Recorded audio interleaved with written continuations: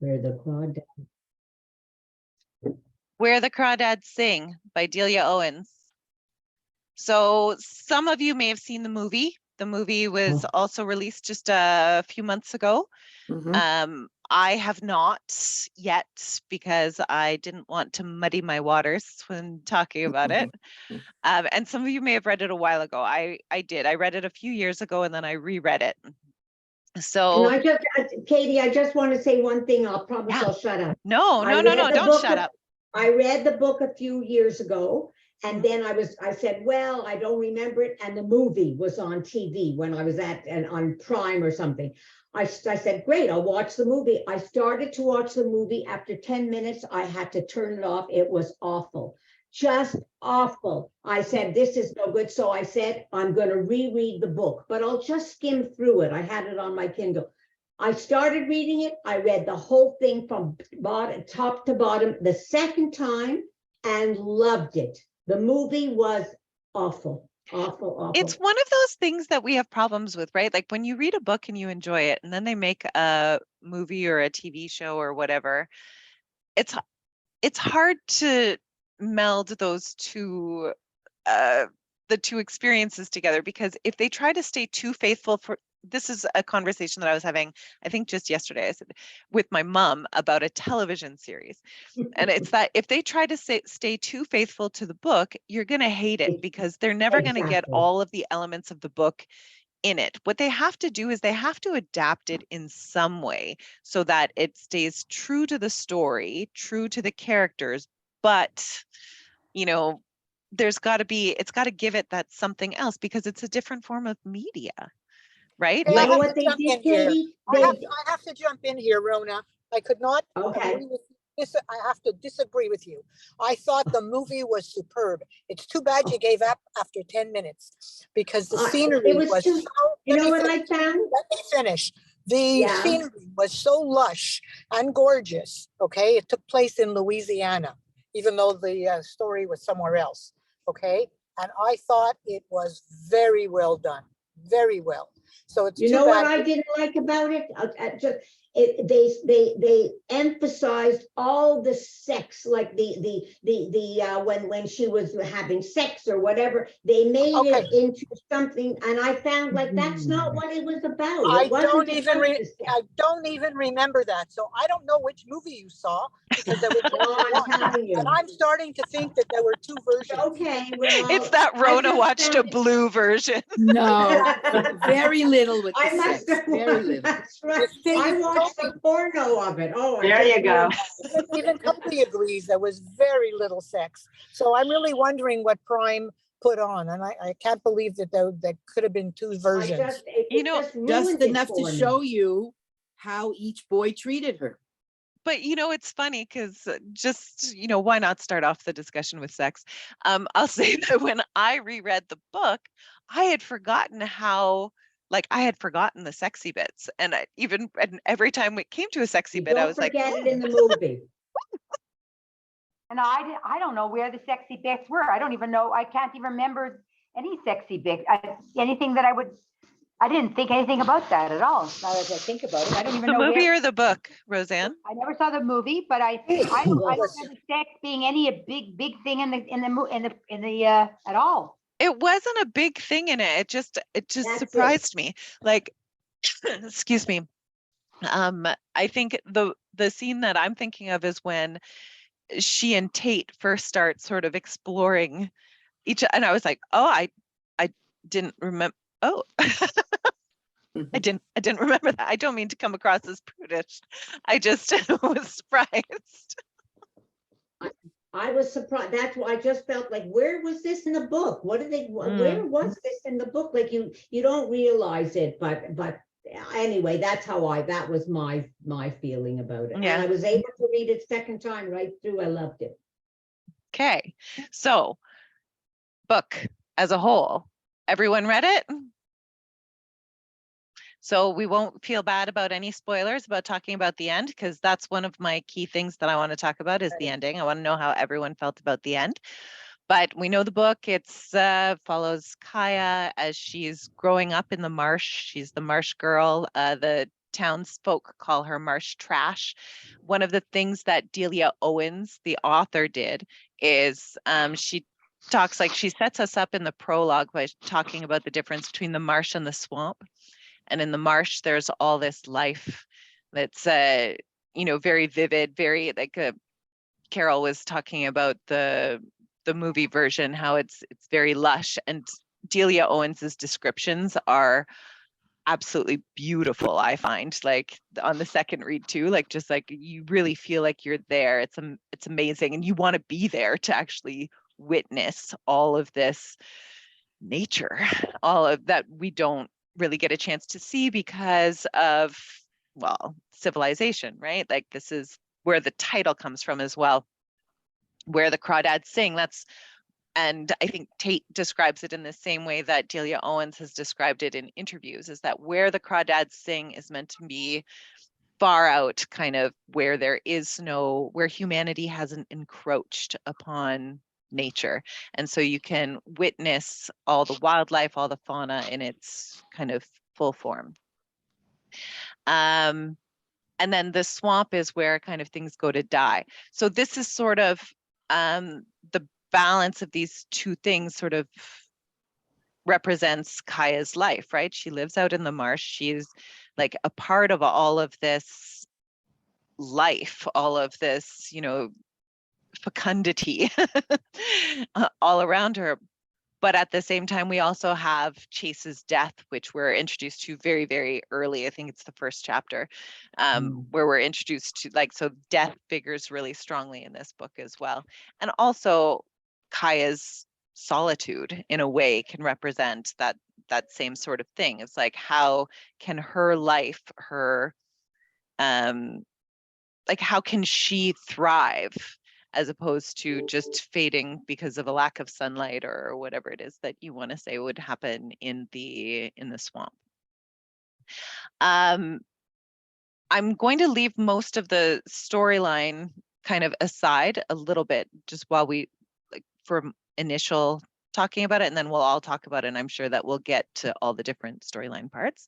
I'll tell you a little bit about what I found out from interviews with Delia Owens and from like ways that she talked about the book. So this is so far her only fiction book that she's come out with. She did say in interviews within the last couple of years that she was working on another one. This book took her 10 years to write because she was working as well. She was living in Africa, which will also come up in a little bit.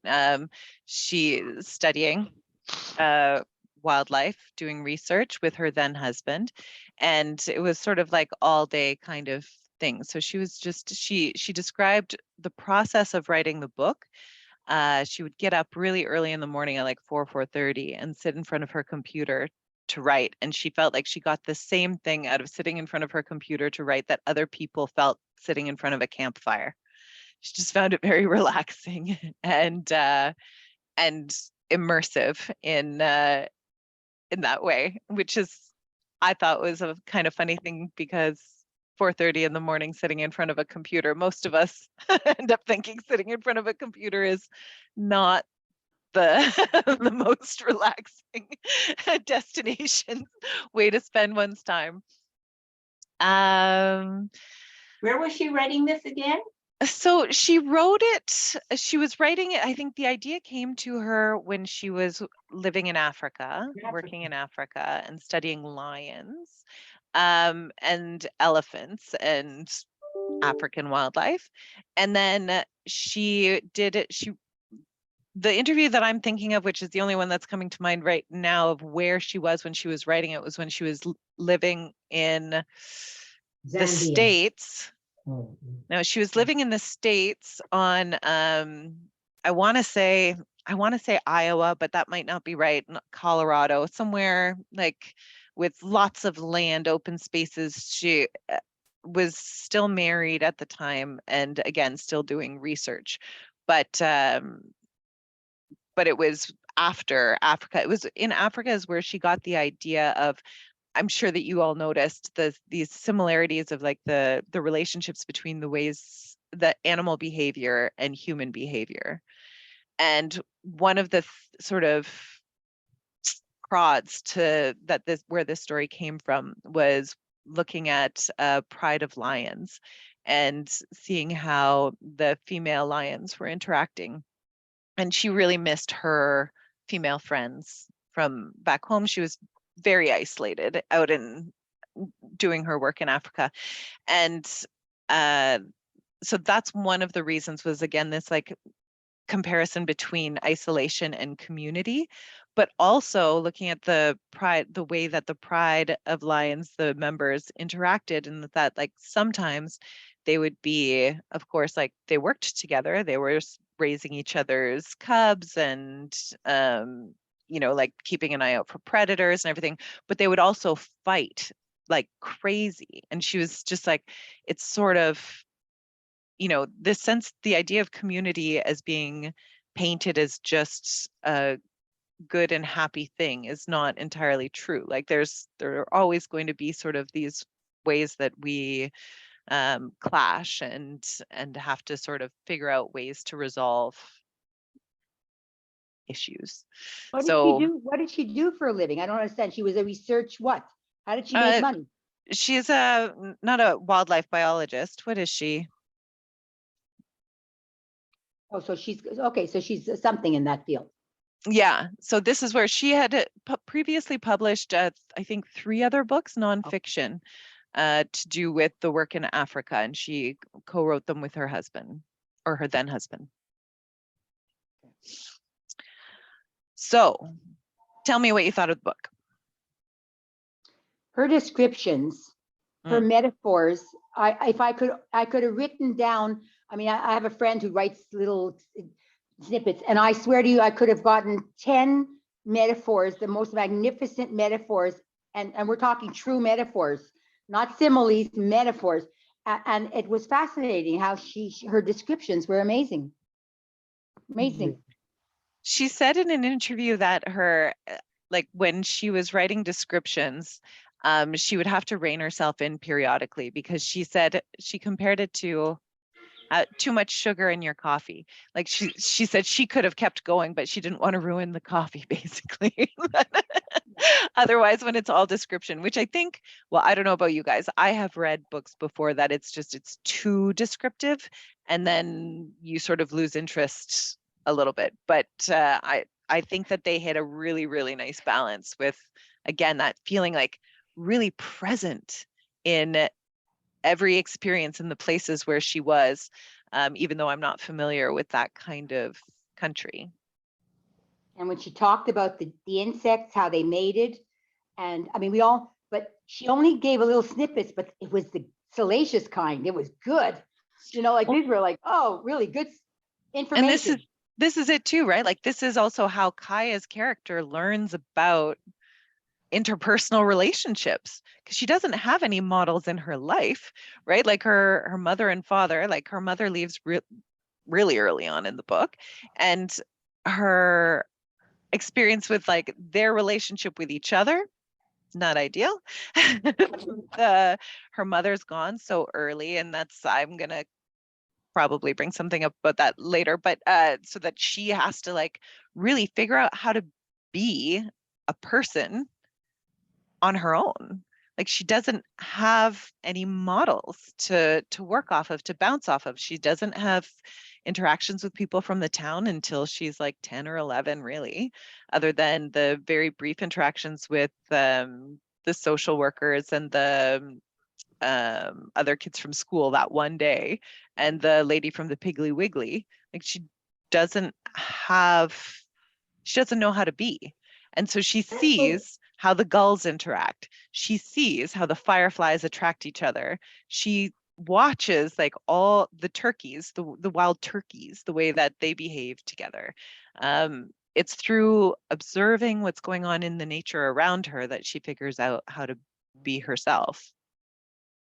I loved the book. I loved everything about it, but it kept in my head, it kept saying, how could it be that this little girl is allowed to live all alone from the time she's 5 to 20 or whatever, and nobody did anything. Nobody cared. I found that a little bit offsetting, like it wasn't It was truthful brought enough. up. That's a, Somebody did you brought it up. find that too? The lawyer brought it up. The lawyer brought it up at the trial.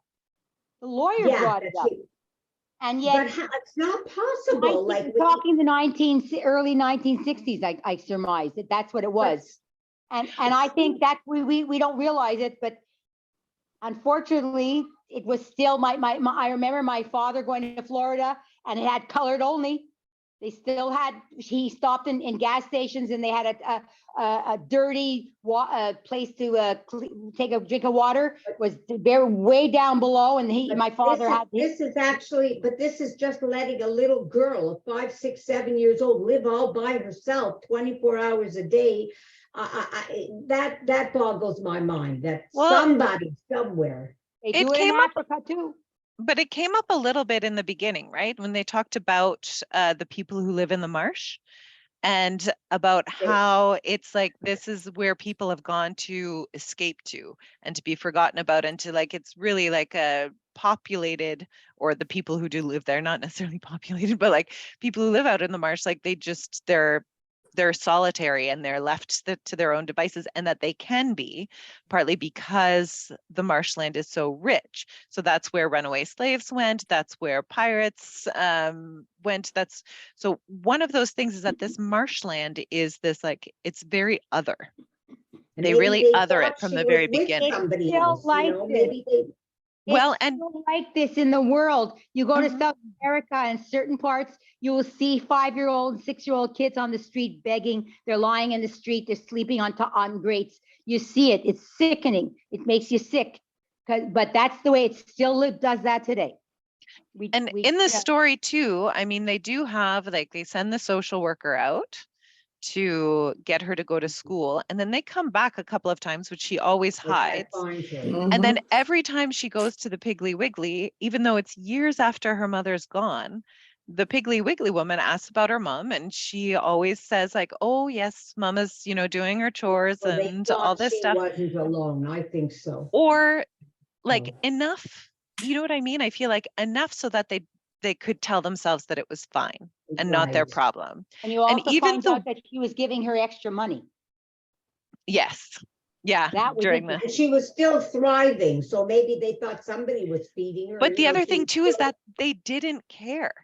Like, that's another thing that comes out like periodically throughout. Every time she goes into town, like there's one scene where she goes into town with her dad to a restaurant. She'd never been to a restaurant before, and And when she comes out, this is one of the scenes that struck me in my second read, was she comes out and there's a little girl standing outside and she says, hello, how do you do? And she puts out her hand to shake. And after a minute of sort of hesitation, Kaya goes to reach for her hand. And the kid's mom, who's the preacher's wife, comes and scoops her up. She's like, how dare you, don't talk. Or like, she doesn't even address Kaya. She addresses her daughter and she says, don't touch her. She's dirty. She's going to bring, I don't know what she was thinking, but they talk about her like she's not there. So I think that in terms of like the populace of the town, there's no concern for her well-being. It doesn't even occur to anyone to wonder if she's okay, to wonder if her parents okay, because they never see the parents.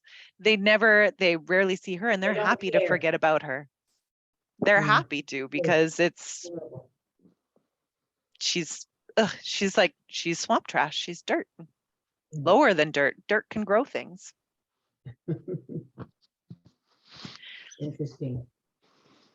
So I don't think like it's not that same idea of like social welfare, social well-being that yeah, of course we put on. But speaking of her being basically by herself as of, the age of 6, right? I think, what is she? She's like 9 or 10, I think, when her dad leaves. But one of the reasons why Delia Owens said it in this environment was because it would be potentially, again, somewhere where even a kid would be able to actually feed themselves, take care of themselves, live, like the temperature, right? It's all very temperate. The winters are not severe, all of this stuff, so that she wouldn't be exposed to the elements and all of that. And it gives her time to figure out how to provide for herself. So we have that little crossover time where her dad is still there, where she's figuring out how to make grits, and they always turn out lumpy, but that's the max of her cooking skills for a long period of time. And then otherwise, like, she's, digging for clams, and the dad's fishing, and until she joins him in that. And it's being able to also like forage for roots and everything that she witnesses animals eating, that then she is like, that's okay. That's an okay thing to eat too. It's what she's learned already from her mother and her brother Jody that really impacts that. Like, I think that's the more obvious thing. Something that I would argue though as well is like the dad is really dismissed as a complete ne'er-do-well, alcoholic, terrible, terrible, terrible. But at the same time, I feel like he really grounds her also in the land and in observing and what can be eaten, what you can do in the marshland as well. Her siblings also ignored her. When you think about it, that's what I couldn't understand. Jody, okay, he did. He painted. He had contact with her, but the other two that went off, they totally ignored her too. What about her mother? I mean, I'm sure this has to lead into a discussion of an abused mother leaving her children in the care of the abuser. I mean, that's got to be a topic right there. I mean, like, abused women, if they want to leave more, I think they take their kids with them. It doesn't make sense. Values. It's not the same in the 60s. It's not the same. It's not the same. A mother's a mother. I don't know. In the 60s, it makes a difference whether a mother would leave her children with an abused father, or as opposed to now. Where was she supposed to go? And how could she have no support system? Nothing. How could she have supported them? Exactly. She couldn't. She would have had to leave them alone if she'd taken them with her. Like, she would have, because how do you work? How do you find a place to live? How do you, all of that, which people today, single mothers today, have that trouble finding a place to live, finding childcare. But I will come back to that here with the mother leaving. Like, they touch on that in the book where they talk about the fox. Do you remember this? After the mother leaves, and she's like, why would she, like, mothers don't leave, that they should come back or whatever. And Jody said, and she uses the example of this fox who abandoned her litter. One-legged fox. One-legged fox. Yeah. And Jody says, well, she had to survive, because she couldn't have fed herself and her kids. And then, or her kits. And then she can, if she survives, then she can have another litter. This idea of like the way wildlife works versus the sentimentality of humans, right?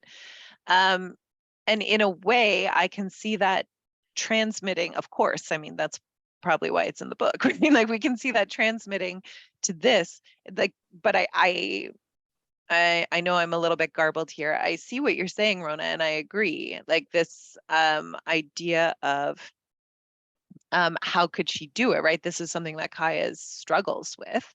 How could she leave? And why now?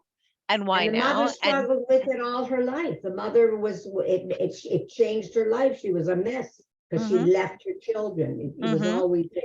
That bothered me, but maybe I'm too sentimental. I don't know. It's not the real world. No, but then also there's that conversation. It does bring up the whole conversation about abused women and what to do, because it begs the question, of course, why now? Why didn't you take your kids? Why didn't you But at the same time, with abused women, something that comes up again and again, it's that, like, when you have your moment, you have to take it. Like, because otherwise those moments come up and they're not taken, and then you're stuck. So what do you do? And maybe she left, like, this is it. When she comes, like, I don't think that it was ever her intention to leave forever. Well, they said she had a breakdown. That's why she left. Totally. I mean, she'd had enough, and it snapped in her head, and she left. She didn't even turn around to say goodbye to her kids. She was gone by then. Her head was gone. It's only when, that was very sad.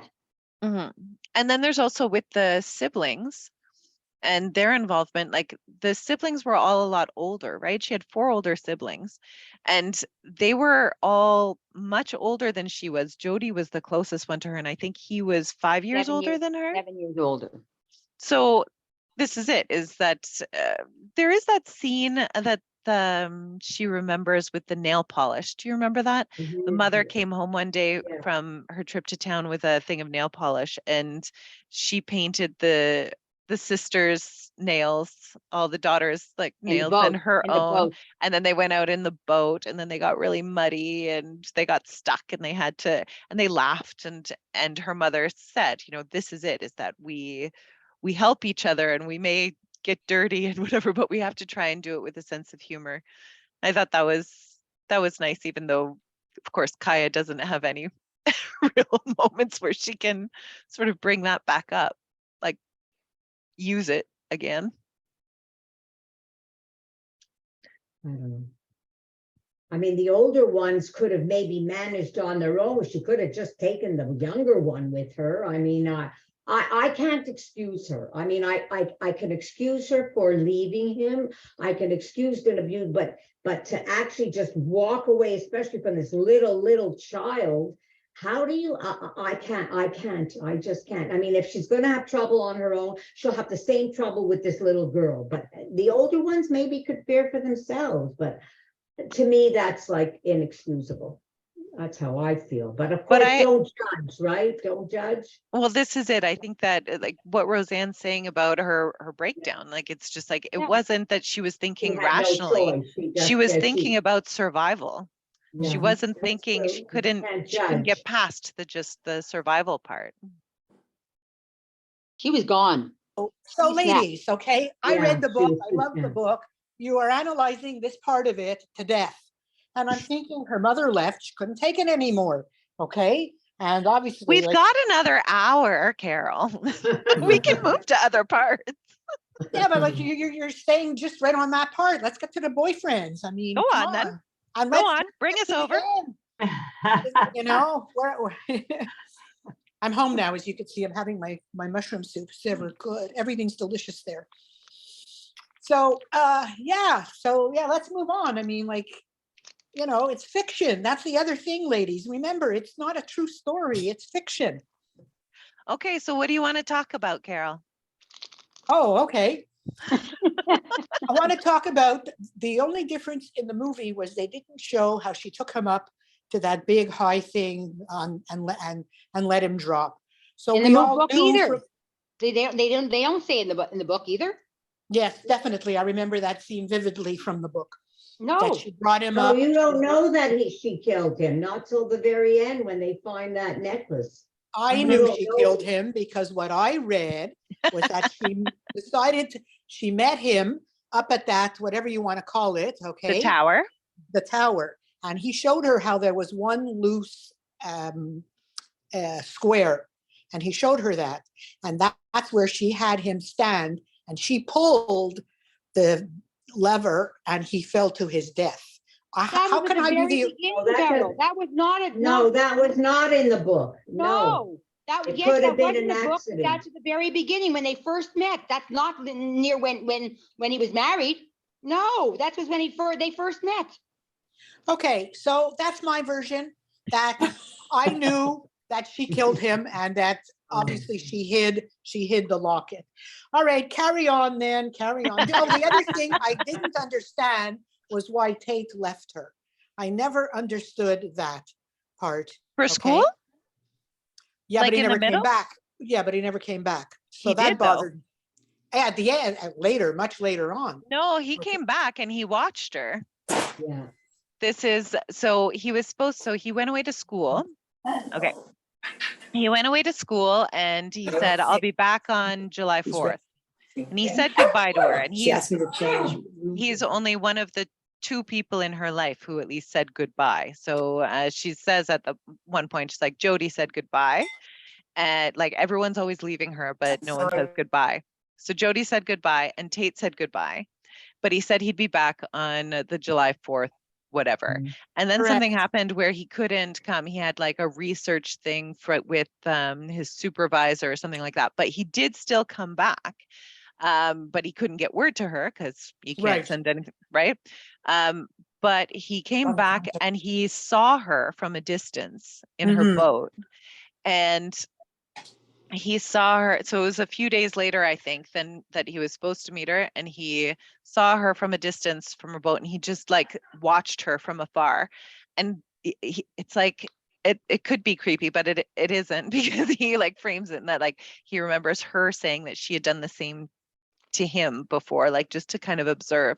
And then while he's watching her, there's the sound of another boat, or another boat appears, and she like hides basically. And he has this thought process go through his head of like, what can I do here?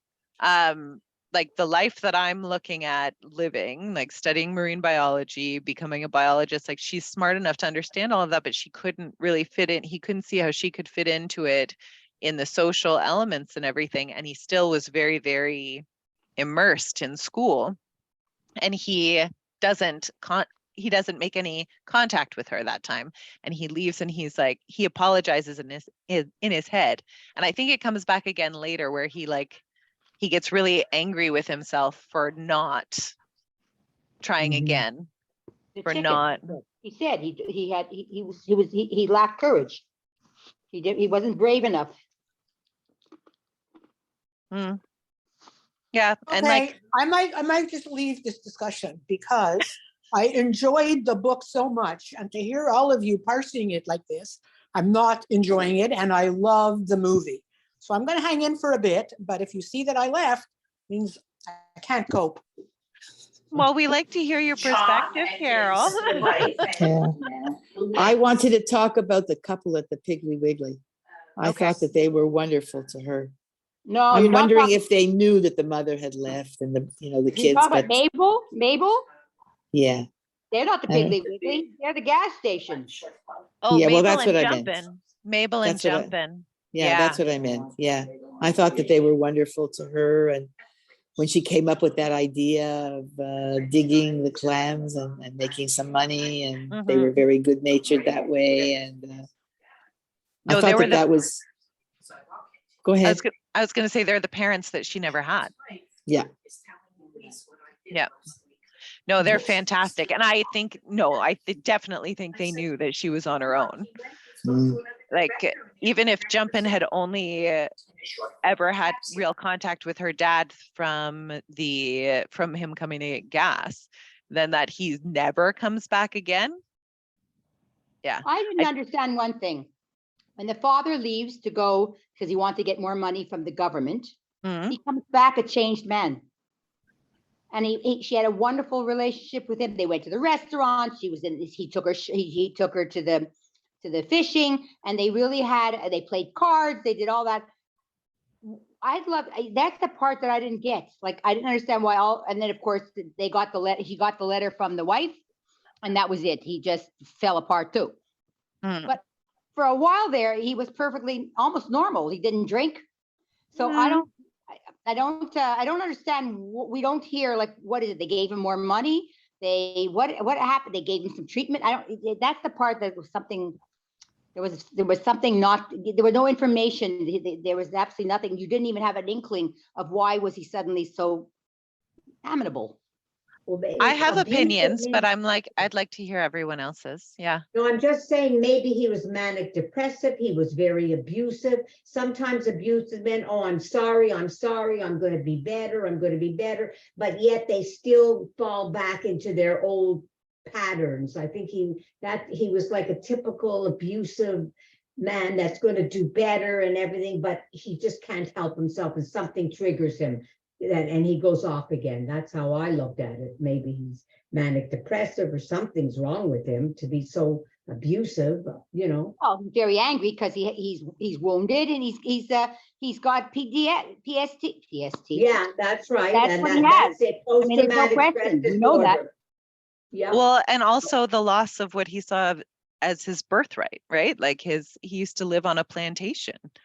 He was well-to-do, wealthy. He said that his mother used to wear these huge bonnets, and then the Depression happened and they lost everything.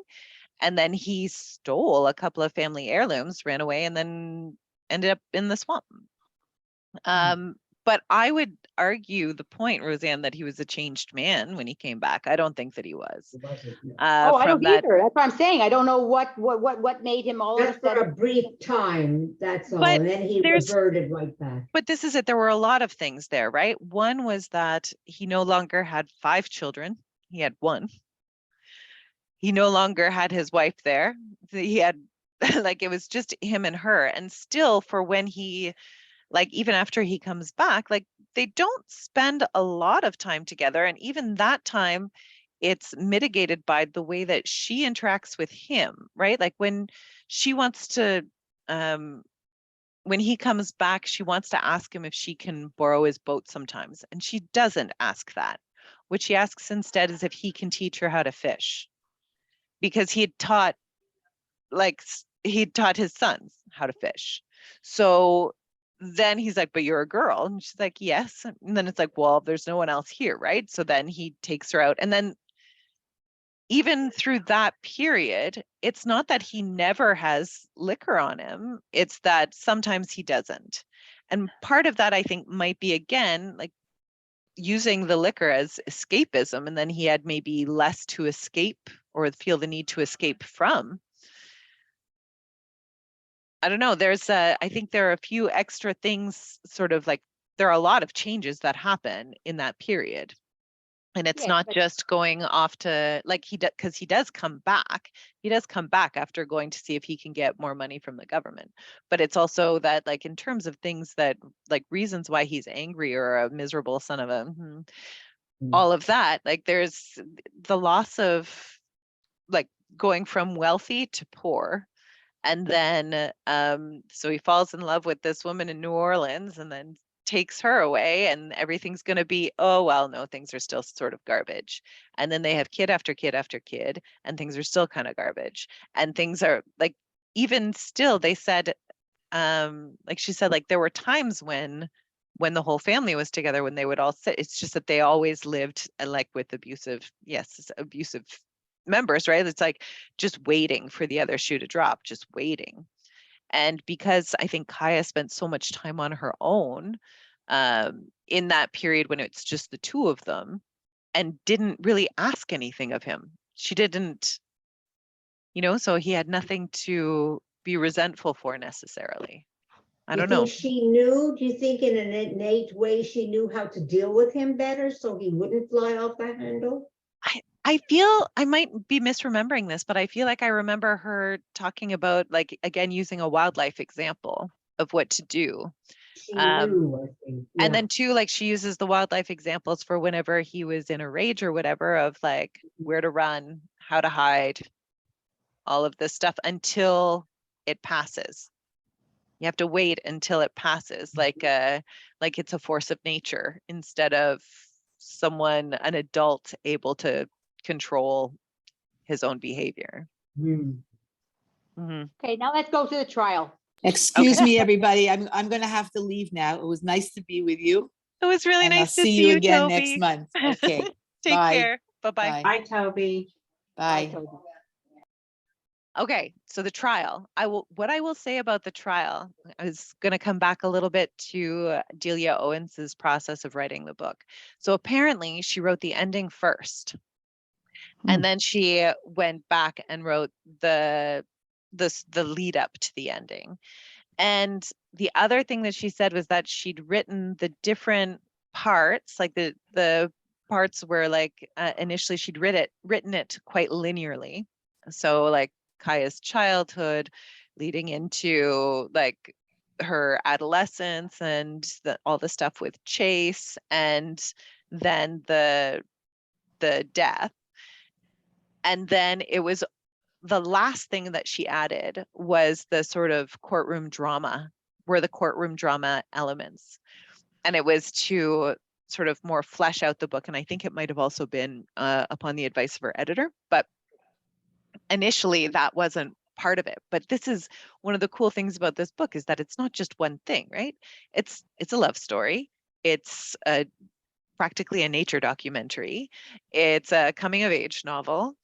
It's a murder mystery, and it's a courtroom drama. Like, it's it's got a lot of stuff going on in it. And the way that, so it was after it had been written and it was with her editor's help that they parsed it sort of with the different snippets going back and forth and having the different elements sort of interspersed.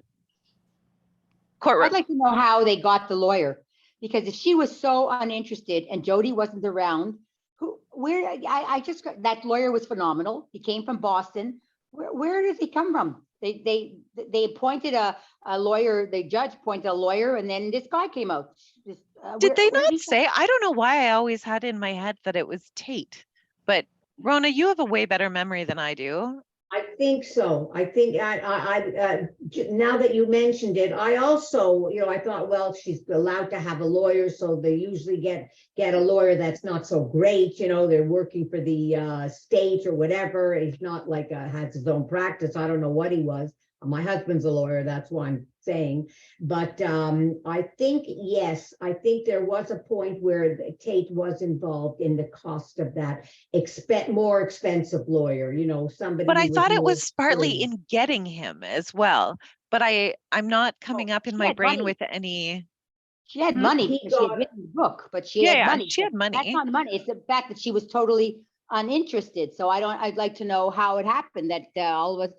Maybe Tate, but I don't remember that him mentioning that it was him that did it. I'm just curious how it, but he was wonderful, that lawyer. Said you're allowed to have a court-appointed lawyer. Yeah, but it was a young guy. They said it was a young guy until Tom somebody just around. a court-appointed, and I think Tate paid for a more experienced one. I think that's true. I think I remember that. Okay, but that's still a good point, Roseanne. Yeah. But he was a great. Like he was the perfect lawyer, right? Like for a book, like Harry Mason. Exactly. Mason. For a girl from the swamp, like it was a really experience, like. And at one point, I think it's towards the end of the trial, she's talking about alpha males. Like again, it's this comparison between the animal kingdom and humans, and she says that in the courtroom, the judge is the alpha, and then but also that her lawyer is, is also an alpha, whereas the prosecuting attorney, he has to wear a tie, wear a nice tie. He has to wear a bright tie, and he bailiff gestures a lot with his hands. And the bailiff with the keys. I think it was hysterical. It was really good. The bailiff with the keys and the gun. So in order to bring up their standing sort of in the hierarchy. Yeah, it's true. That was good. And it makes sense. It makes sense because you always see in gangster movies, the guys with the jewelry, the heavy jewelry. Yeah. With the big crosses. The mafia guys. It's very cute. It's very true. You sit there and go like, oh yeah, it's true, Yeah. But the ending, you talked about the ending. I mean, that's when I found out that I always thought she killed him, but I don't understand. I didn't get what I think Carol said, or somebody said that she knew from the beginning that she had done it, but I don't think so. I think I just realized she definitely done it when Tate found the necklace after she died. Is that correct? That's how I was afraid that Tate did it, because what happened was, remember when they got him and they came to tell him his father had died, but they don't tell you. They just said they took him. She says they apprehended him from the boat and they brought him to their boat, and then they dragged his boat back. I'm like, oh God, no, don't tell me, But they only tell him his father died. That's her worry too, right? She's like, what did Tate? And again, it's not explicit. It doesn't say but of course he didn't because it was me. That's right. What I didn't like about the ending, neither the first or the second time, I didn't like that he found the stuff. I didn't like that they made it clear that she had done it. Really? I didn't they like had to solve the mystery. They had to solve the mystery. Why? Yeah, they solved the mystery. Wait a minute. How many mystery books do you read that don't solve a mystery? I would have preferred that they left it open. I also did think that she did it.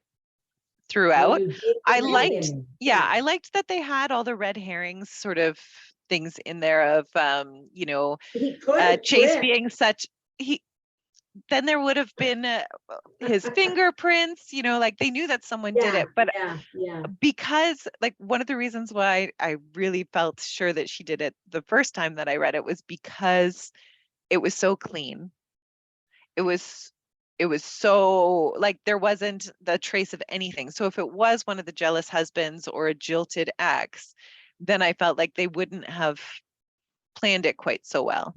But you know what, Katie? She was able to plan this perfect murder. Go into town, dress herself up as somebody else, get on the bus, go and do it, get back, dress herself as somebody else, and go back to town. I mean, that While takes being real reliant on planning. public transportation. That's That's the right. part So that I it was find a life completely unbelievable. completely. She was like brilliant. It was like the perfect crime. Like, First a of all, it's white not girl- winter time. It's not winter time. It's not like here where we can't rely on the time. We're talking about the sun is shining 99% of the time. So it would be more, but at one point they do But say that he was still, 20 the minutes late. timeline, the Right. Okay, but timeline. again, Get on the it's bus, fiction. go back. Exactly. Again, it's fiction. And now you just brought up another good point. Okay. I have company, by the way. I So, see him. yeah, cute. yeah. He stays here. It's at grandpa's during the Oh, week, cute. well, instead of being home alone. Again, it's fiction. I couldn't believe that she dressed up. And now you're bringing up Right. something that, how did she know the bus schedule? You know, where did she get the clothes? I mean, like, really? But again, I read it. I enjoyed it. It's fiction. She's allowed. Yes, it's She's true. allowed to do Because what that she would have wants. had to been so pre-planned carefully, like, was she able to do, you know, it But- is fiction. We have to realize it's Okay. fiction. Of course. the, And the I other think the other reason is nobody else but her knew how to erase her steps. Mhm. So of course it had to be her, and that's again how I knew. What do you mean nobody knew how to For raise her sure steps? it She was was her. in the march. Anybody in the march, but she talked about the tide pools. It was obvious how you could. Exactly. I didn't think anything of it. But this is Exactly. it. I think so. I think you're both saying the same thing, but trying to have it mean different things. This is it, is that because when she talked about the tide pools, because when she talked about the way that she understood the workings of the marsh, she understood the marsh way more than anyone else. So Right. she would have known what needed to be done. But so also did she's like preternaturally like brilliant, right? Like again, like when she's learning to read words like cat and Pleistocene at the same time, and it's just like we take that for granted. Or when she gets described when she asks Mabel how to garden, and Mabel just describes it to her, and then she has a garden. It's like, I am not a complete idiot, but I am the worst gardener. So like I understand the idea behind it. The other thing too was, I don't know if you were finished, but the way Chase's mother kept saying, "Where's the locket? Where's the locket?" So of course, who else would have wanted to take the locket? So Yeah. of course it was her. Or like, I mean, I think that it's left open to us that like, oh, and then maybe he took it off for whatever reason or No threw it away way. or whatever. We But know, deep down we know, but I don't know if we know 100%, maybe 99.9% we know, you know? yeah. I don't know, whatever. But so what I didn't like about the ending about that part was I feel like she wouldn't have kept it. And also I didn't like it becoming also explicit that she's the poet.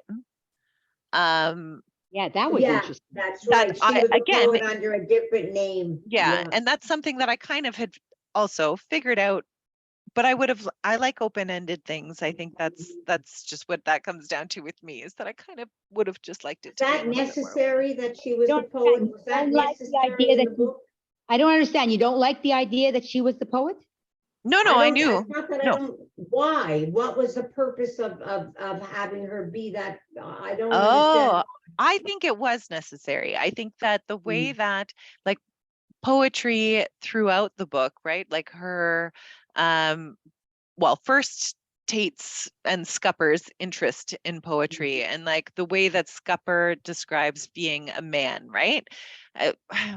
I'm going to get the quote wrong, but it's something Oh, but like it's a man fine. is someone who cries at poetry, or like and loves freely and will do anything to protect a woman, something like that.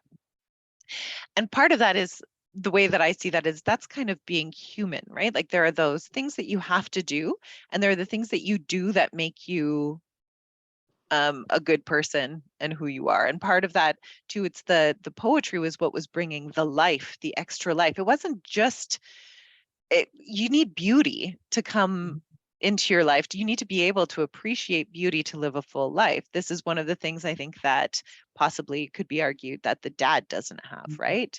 Is that he never finds real joy. He has to find that in a liquor bottle. And her, through her and her mother, like through drawing the different bits of nature, that's part of it, like that integration of art into it, but then also the description, the language. She says, or Delia Owens writes at some point when Tate's reading poetry to her early on, that she finds that even though she doesn't understand all the words necessarily, like she enjoys the rhythm of it. And this is like the rhythm of poetry and the beauty of language really adds to her as a person. And He kept saying that poetry is a hidden language. There's things that you can't, you hide that's hidden in poetry that cannot be explained, and it goes to different people. Which is one of the reasons I think too why she had to be the poet. One, and also one of the things that she loved about it, because again, it mirrors who she is, like all of these hidden parts. You knew she was the poet? Yeah, well, just because the other poetry that was included in it in the book was like known poetry to me.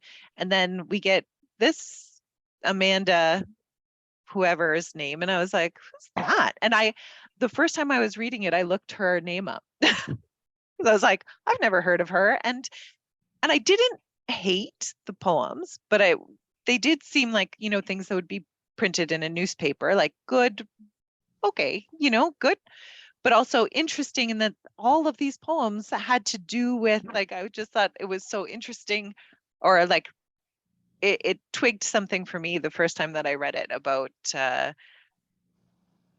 it was really, it was like these, it was like the poems were directed at her, or like from her perspective. And so how could they not be, But why was she able to commit the perfect crime? What is there in her background, in her life, that lets her commit the perfect crime? What? I mean, you have to be brilliant. I couldn't do it. I mean, no, but we have all of that background, that she kind of is brilliant, right? Like she's okay, like, but the way that she learns things from the very beginning, like, and get away with it, that's a skill. That's another thing, but partly she uses all of her sort of woodcraft, marshcraft. Right. It was for also that as well. revenge, a woman scorned, right? I think it's a combination of revenge and also, and I'm stealing this idea from a previous book club meeting that I had with another group, of someone else brought this up, and I was like, oh yeah, this idea of a preemptive, like, before you leave me. Like, so partly it's revenge, but also it's in a way a preemptive revenge before she can be left again, before she can be abandoned again. And I said after that last meeting, I was like, I'm going to have to read the book now for a third time, which I haven't done in the interim. But I don't understand. She wasn't abandoned. She was practically raped by him. She was practically raped by him. And that's that's the big thing, of course. And also this idea of, again, the way that I read it both times until this comment came up was more about, again, looking at it in terms of wildlife and predator versus prey. So this is, if you don't do anything, then you're just prey waiting for a predator. Well, and that's it, because she was so scared. She didn't know when he was going to come at night. He was very dangerous. And she had that recognition as well, and that, like, again, the logistics of it is that, like, one-on-one, the two of them, like, she was strong. That's put out several times in the book, is how strong she was. But Well, he hit her. She was what, like maybe 100 pounds soaking wet is how I pictured her in my head. And he was a 20-some-year-old former football star man. But she figured out how to get away with it. She figured out how to kill him and pray and all this. She figured out how to kill him, but she figured out premeditated, figured out how she could do it with the timeline and the Now, different and with that, disguises. I think again, it comes back to her knowledge of the environment. So she knew when the tides would be, she knew what the moon would be like. She knew like all of the stuff of the area itself. And she also knew because she's a tracker, right? Like she is basically a tracker. Like she follows different animals to examine, to, observe. And so she knows what signs to follow. And then, of course, again, like it's the groundwork also is laid of how smart she is. And that going from like the first book that she reads, right, it's not a children's primer, really. Like, I mean, she starts off with the children's primer, but like really quickly leaps into adult stuff and understands like the scientific writings and understands all this stuff in a way that it doesn't need to be explained. So to me anyway, that was a very believable part of this work of fiction, Carol. I know it's a little Yeah, it's fiction, Me, exactly. when she explains That's the what you have praying to- mantis, she explains the praying mantis and how they mate and how the mate thinks that things are, that to me reminds me of how she got him up there. And did when she's talking exactly. about the fireflies, when she's That's observing right, the the fireflies, fireflies she too. talks about the different species of fireflies and how so they can only recognize each mate with the right Yellow with the species. red, whatever. And so she watches a female firefly flash like the signal to attract the mate of that same species. And then after mating, she flashes something different to attract another mate of a different species who, as soon as he gets close, she eats him. Exactly. I thought it was brilliant. And that's I think another kind of reasonable comparison again with Chase and Tate, right? Like Tate and she should like Chase, like my second reading was definitely colored by my first reading, because the first time I read it, I mean, I didn't like Chase, but I didn't hate him as much as I did in the second one. That's right. I think I loved her. I think he really did love her. I agree with you. I agree. Oh. He did love her, and all of a sudden he goes up and why? Because his mother or whatever. He did love her though, Roseanne. I agree with you. I think I say yes and no in that, like he did, but it's like his dad or like her dad, right? Like he didn't know how to, so like I don't think Chase ever understood. I don't think Chase ever really understood what it was like to not be selfish. That's right. And yeah, and that's sort of throughout, right? Like, so from their first, their first meeting, the first date or whatever that they go on, and he doesn't get to the point of like trying to rape her, but it's like much more pushy, and then he pulls back and he's like, I'm sorry, whatever. But he never understands her, and he never kind of like Tate, like from the very beginning with Tate leaving the feathers and leaving, like he understands her fascination with the marsh and her love of it, like of seeing it as like a human, like it's an emotional connection as much as it is an intellectual one. And he was much the same as her, just in the more civilized world, because he had a more civilized life. They're the same species. Was very much. Yeah. They're the same species, right? Like he wants to be a marine biologist and she's like, yeah, that works out. They have similar interests. Whereas Chase, I think that he loved the idea of her, especially her freedom. Like that part comes up again, kind of early on. He says something about how he loves how it's like she's not constrained by any expectations, clearly, because there's no one to expect anything from her. But he was, because he played the harmonica, not with his friends. He was very wild with his friends. He had to perform a certain, I remember Mel Brooks talking about what it's like to be a comedian. when you have to be always on. Mhm. Okay. And that's the sad part, because I had an uncle who was a comedian, and he would stay at my house because this way he had a sister who lived not far, but when he went to his sister's, everybody came from the neighborhood. They wanted him to tell jokes. They wanted him to be on. In my house, he could do whatever he wanted. You know, he would be quiet. He could sit quietly and do nothing. And that's what he said, because if I have to go to someone else's house or if I'm around people, all they want me to do is perform all the time. I don't want to. And that's what I think what Chase was like. He played the harmonica. He was quiet. He was at peace more with her. He just didn't understand everything. But also you know? he took from her, right? He didn't really give. And that's like one of the things with expectations in this book, when we're looking at Chase and Tate, we can see the different ways that both of those characters deal with the weight of expectation. And it's not necessarily just the expectation from outside. Like Tate, I think, deals really well with expectations from outside with regards to his relationship with her, but not so much with his expectations from inside.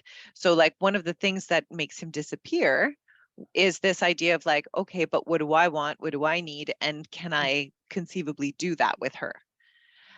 Whereas Chase, it's all the expectations from outside. So like instead of like, he doesn't tell her that he's not honest with her about his life that he's living outside. Well, neither was Tate. Tate was.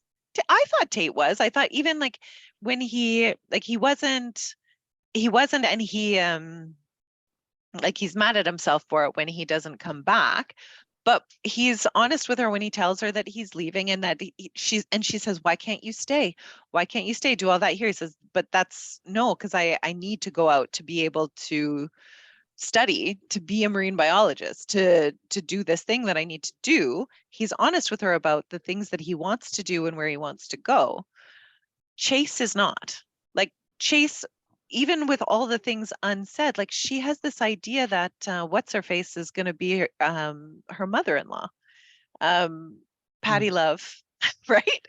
That she's going to somehow be accepted in this family. She doesn't know that Chase is not telling anyone at all about their relationship, about anything to do with her, that she is an entire secret. She still has this idea. That's what I don't understand. They all knew that he was out with the Marsh girl. They knew it because he wore the necklace. He didn't hide the fact. He told his mother that he had. They didn't think that he was serious. They thought it was just a fling, like he was just, playing. And also his mother only really knew about it because she found that book. Yeah, but his friends knew about it. They knew that he was going to see the Marsh girl. But it wasn't serious. It was like a fling, like they were made fun. They thought, or that it was just a using thing. Yeah, that's a using thing. Absolutely. Yeah. I just want to say one thing. I don't know if it's at the end, but did anybody find out? Did you read about Delia and her husband wanted for possible murder in Zambia?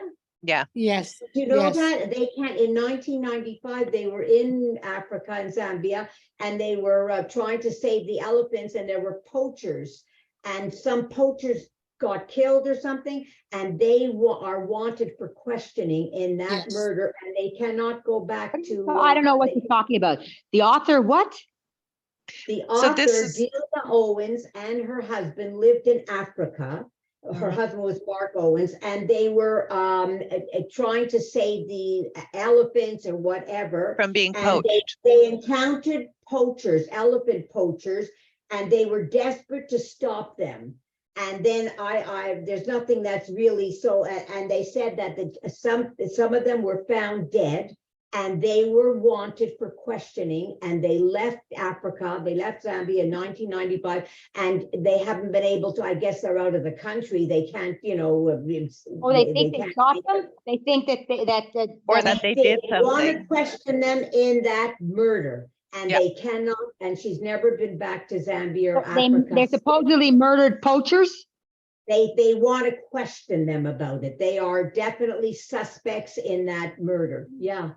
But the thing that I found out was that like they had been like that was even before the book came out. This was Yeah, this is something like way yeah. before, yeah, but I just But it thought, was that wow. like it was that the news story came back out again with of course the release of the book and the crazy success Mhm. of the book, and so it sort of renewed interest in their sort of being persons of interest in this And there's no statute of kite or whatever. limitations. There's no And statute of limitations on murder. That's so true. yeah, I don't think that they would go back. No.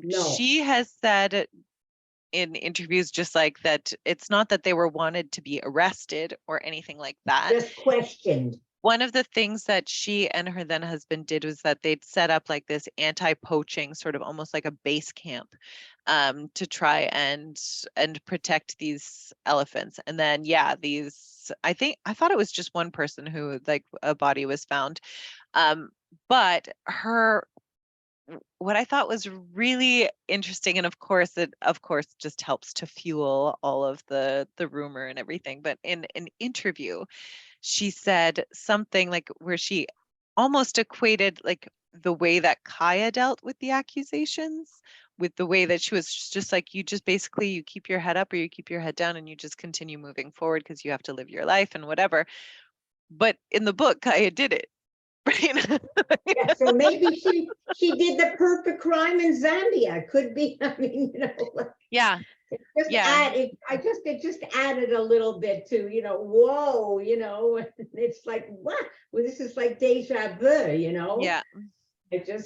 I didn't want to mention it till the end because it has nothing to do with the book, but who knows? But it does too, right? Like it Yeah, does too. yeah, I mean, like yeah.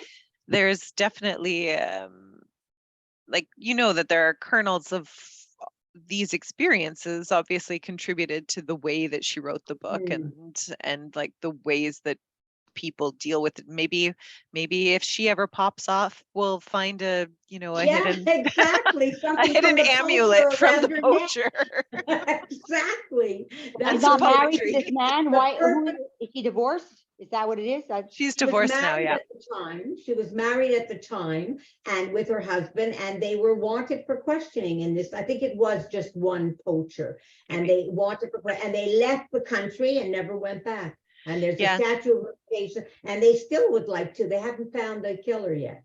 Yeah. Well, also to be fair, I doubt that it's been like a real like Well, directed maybe. search. I mean, like, Exactly.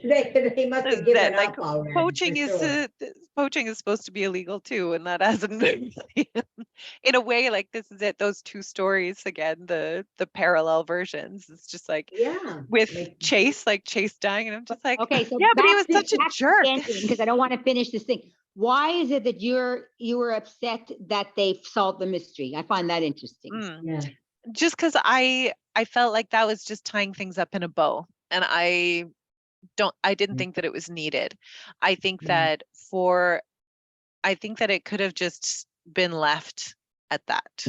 I didn't think that part, like him finding her little stash of, well, okay, so it's a couple fold. So it's one that he found it and then like knows, and then there's nothing, like he can't talk to her about it, he can't anything, like it's just like it's tied up in a nice little bow. She's dead, he finds out she did it, he burns her stuff, like the proof, the end.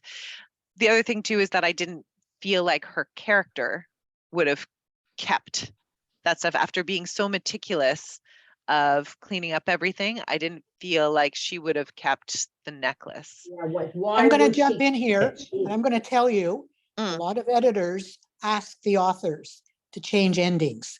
So to me, it was tidy. It was fine. It didn't She bother started me. with the She ending. knew.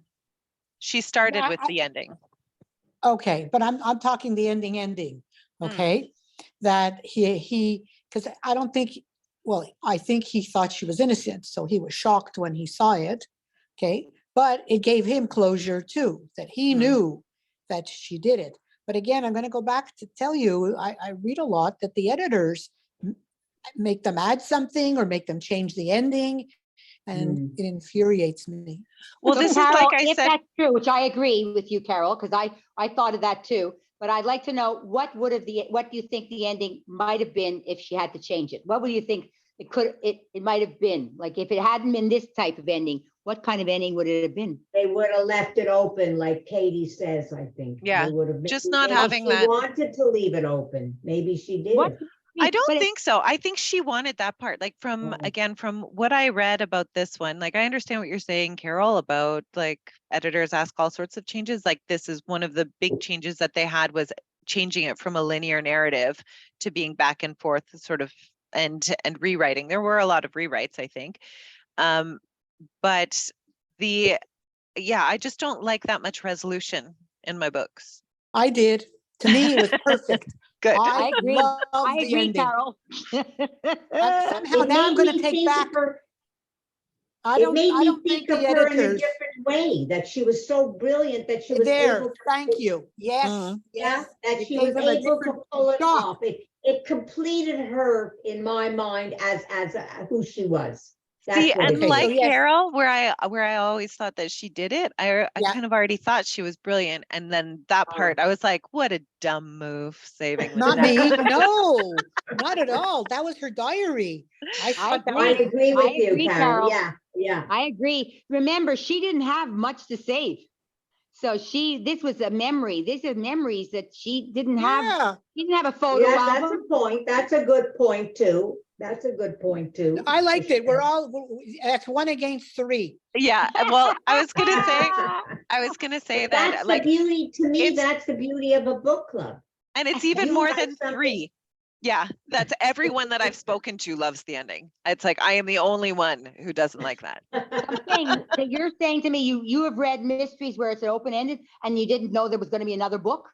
I mean, that's what I'm asking you. I mean, usually when there's like other books, so they have other. Yeah, but but- but Roseanne, this isn't like a mystery like an Agatha Christie, a whodunit necessarily. Like this was, it wouldn't have lost anything for me to leave it open ended. It wouldn't have. But how many? It of you would have have read? added something. Really? I'm just trying to figure out. So all the mysteries that I've ever read, they're always. I mean, unless there's another book coming, then it's And solved.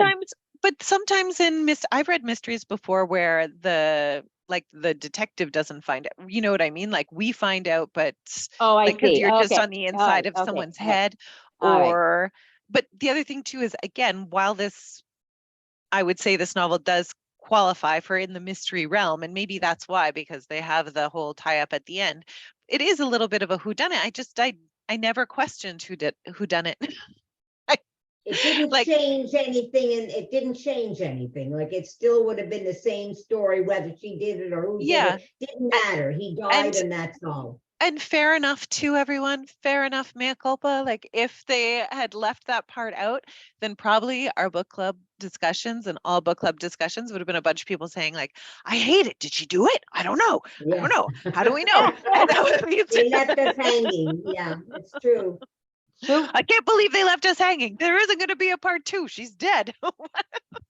Why do you think the author didn't want to leave it? Maybe the editor said you have to sum it all up with a ribbon, and she just left it open. You don't think so? I don't think so. Well, I mean, it's possible, I guess, but like that Yeah. didn't come up in any interviews. And when I first read that she said that like her process of writing, where she wrote the ending kind of first, like she had the idea of it and then actually wrote the ending part first, I was like, that's so funny, because that's the part that I feel needs the most reworking. But then then something that I've brought up before too is that what I do like about, because everything is explicit at the end and he does burn her things, I liked the kind of book ending of the dad burning the mom's things out of anger and him And burning her love. things Oh, out that of was love. good. I didn't realize that. That's a very Yeah. good metaphor. That's a good. Yeah. Very Yeah. good. So I liked Well that. done. Very good. Yeah, Well good done. metaphor. She's brilliant, Katie. Very good. Now I know why you're a librarian. It's just so You I know, can I- wear glasses and my hair up. I didn't read any of the poetry. I was so bored with that poetry. I was like, I don't like. I'm not a poet. I don't like poetry. I don't like it because they don't speak like me. and then I have to think of what they're saying, and I don't want Oh, that. no, not thinking. Or literal. And no, but I'm saying I didn't read any of the poetry, so after a while, ooh, Yeah, you glossed over it. I Yeah. glossed over some of it. I do really like poetry.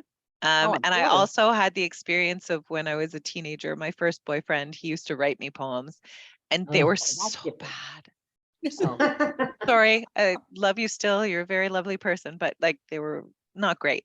But I mean, this is That's it, different. but there's something beautiful about that too, of wanting to express again, those things that can't be said, right? Like express things in a way that we don't express our feelings very much, people with each other.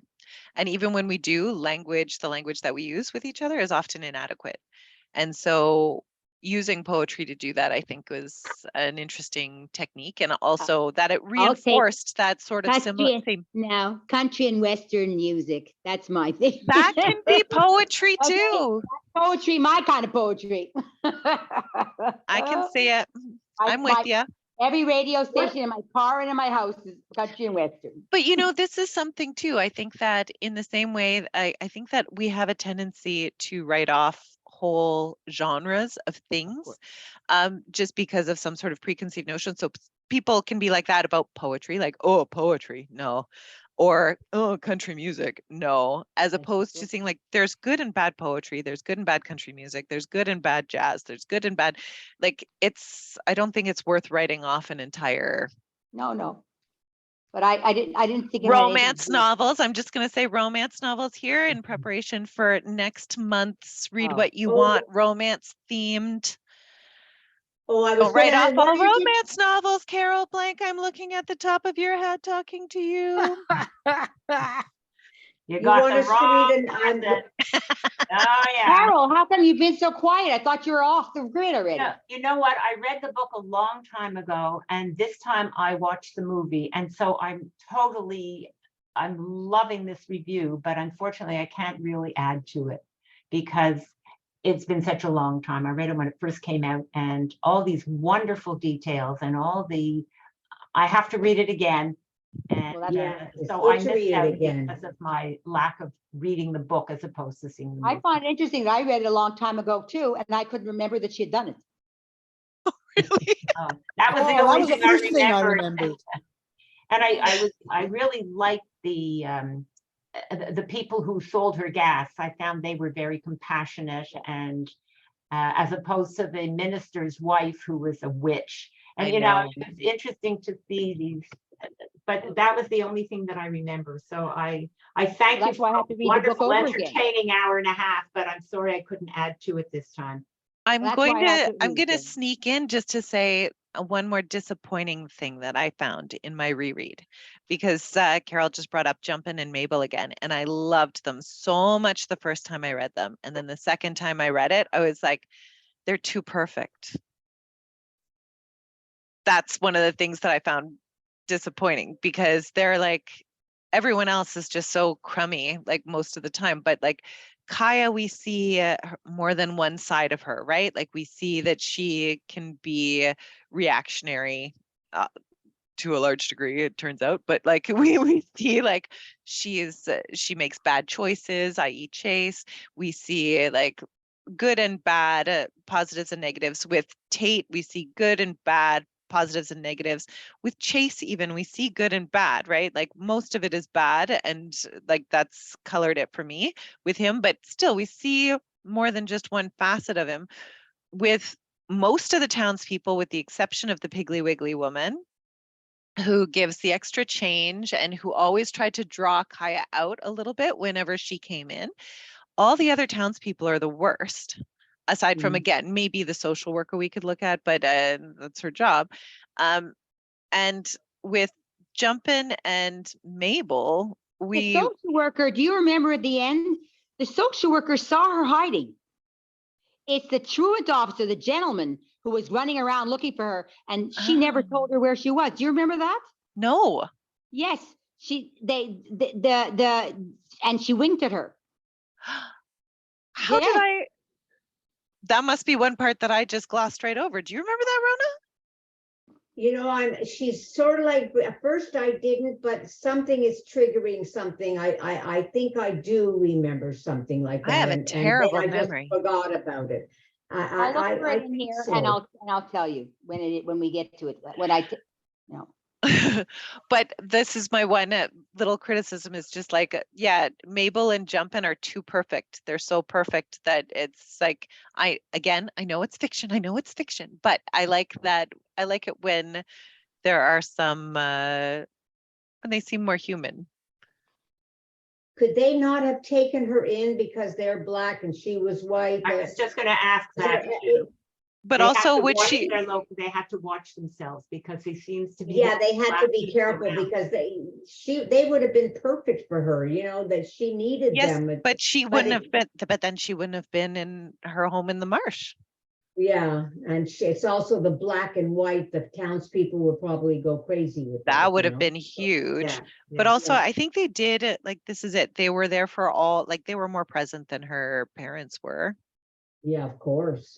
And even not living on in the same place. They were the only thing that like her dad leaving that really affected her security for night times. And like, if anyone ever did wander into the marsh, I'm kind of surprised she never set up like booby traps and stuff.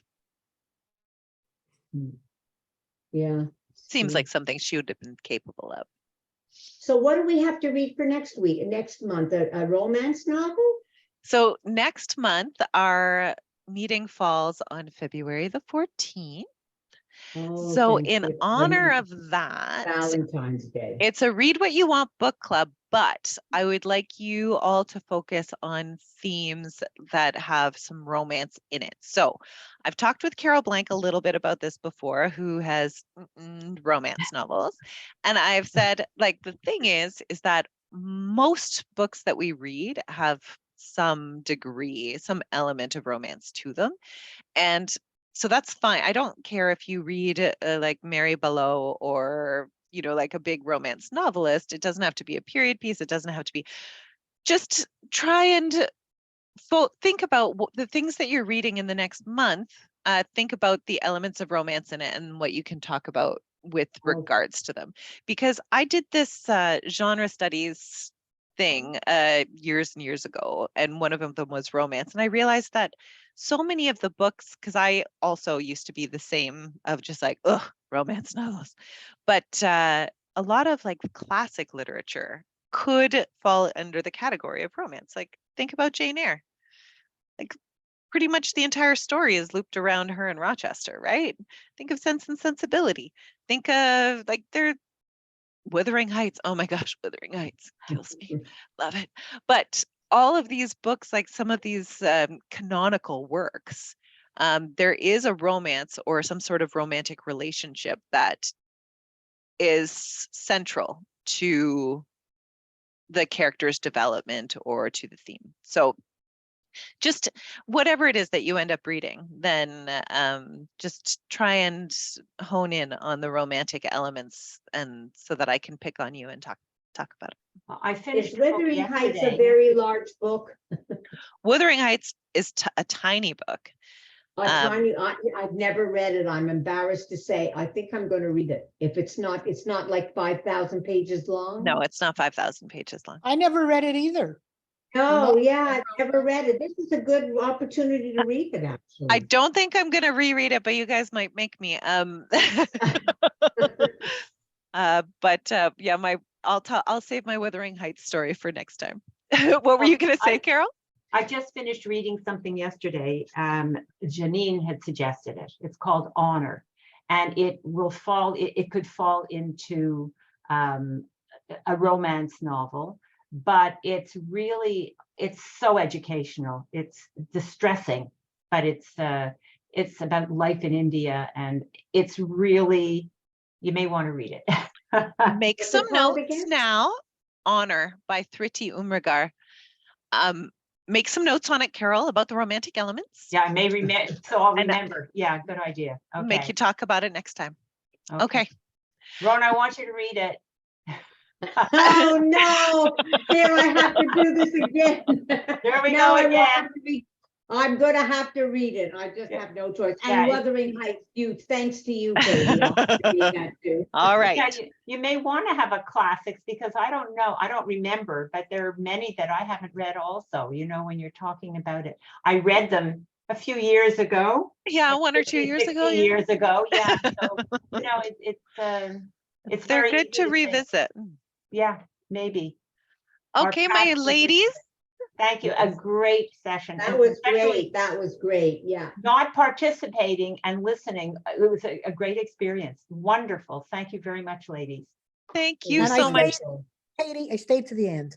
I know. Ah. I'm very impressed, Carol, and I'm glad you did because I love that you often contribute. Like you're not like you contribute your opinion. It doesn't matter if it goes with everyone else, and it gives us more to think about. This is like what Rona Exactly. was saying. Like why I love book clubs is for that That's reason right. exactly. Right. If I was in a book club where everybody loved it and nobody refused to say anything about it, it's not real. There's got to be, everybody looks at a book the different ways. You could see that, and then like today, I found other ways that you gave me a lot of insight, and Yeah. Carolyn and everybody, Yeah. that Yeah. things that I didn't realize, and that's Right. what it adds to the richness of the book, Right. Right. Agreed 100%.